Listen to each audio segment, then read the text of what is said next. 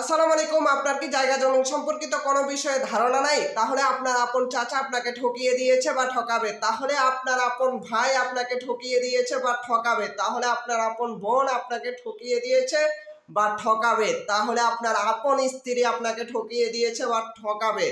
তাহলে আপনার আপন বাবা আপনাকে ঠকিয়ে দিয়েছে বা ঠকাবে। কারণ কি, এই স্বার্থের দুনিয়ায় কাউকে একচুল পরিমাণ ছাড় দেবে না। কারণ হচ্ছে আপনার অজ্ঞতায় তাদের জন্য একটি প্লাস পয়েন্ট হিসাবে কাজ করবে।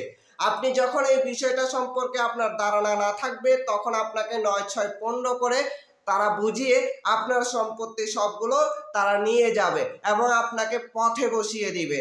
তাই আপনার জায়গা জমি সম্পর্কিত বিষয়টা ধারণা রাখা কতটা গুরুত্বপূর্ণ তা আপনি নিজেই বুঝে নিন। কারণ হচ্ছে জায়গা জমি সম্পর্কিত এই বিষয়টার ধারণা যখন আপনার থাকবে না, তখন আপনার আপন চাচা আপনাকে ঠকিয়ে দিবে। কিভাবে ঠকিয়ে দিবে? উদাহরণস্বরূপ আপনি একটি কথা বলি, আপনার আপন চাচার সাথে আপনাদের একটি সম্পত্তি নিয়ে বিরোধ চলছে বা চলবে।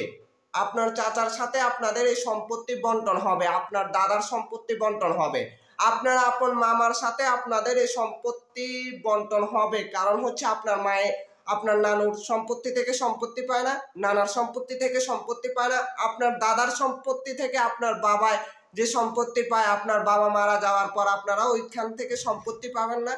আপনাদের সাথে আপনার চাচার সাথে এই সম্পত্তি নিয়ে একটা বিরোধ সৃষ্টি হবে না, ওই সম্পত্তিটা কি বন্টন হবে না।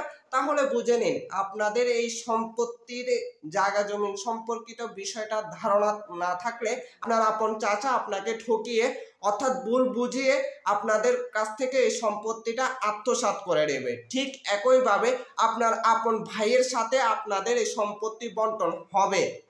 আপনি বিশ্বাস করেন বা না করেন, আপনার আপন ভাই যে ভাইয়ের সাথে আপনার এখন মধুর সম্পর্ক, ওই ভাইয়ের সাথে আপনাদের এই সম্পত্তি বন্টন হবে। বিশ্বাস করেন। এখন যখন আপনার ভাইয়ে এই জায়গা জমি সম্পর্কিত বিষয়টায় বেশি এক্সপার্ট হবে, বেশি ধারণা রাখবে, তখন আপনাকে ভুল বুঝিয়ে আপনার সম্পত্তিগুলো আত্মসাৎ করার বা আপনার সম্পত্তিতে আপনাকে ঠকিয়ে দেওয়ার ওই চিন্তা চেতনা ওনার মাঝে থাকবে।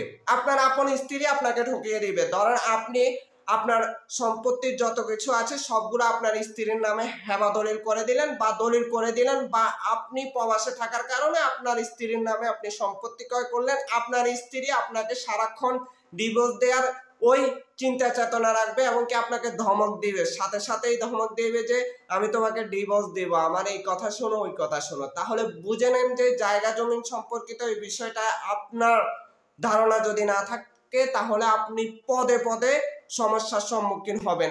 আর এই সমস্যা থেকে উদ্ধার হওয়ার একটি মাত্র নিয়ম রয়েছে, একটি মাত্র পদ্ধতি রয়েছে, তা হচ্ছে জায়গা জমি সম্পর্কিত এই বিষয়টা সম্পর্কে ধারণা রাখা।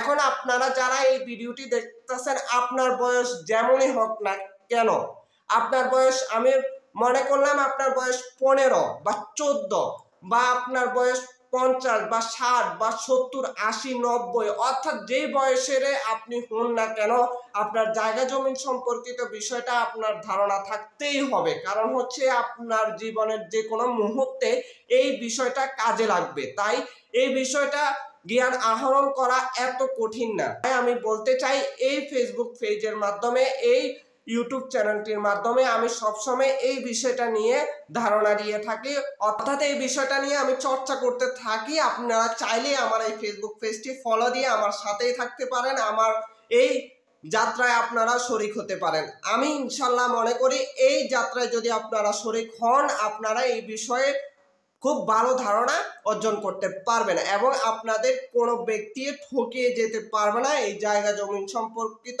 কোনো বিষয়ে। আসসালামু আলাইকুম, দেখা হবে পরবর্তী কোনো ভিডিওতে।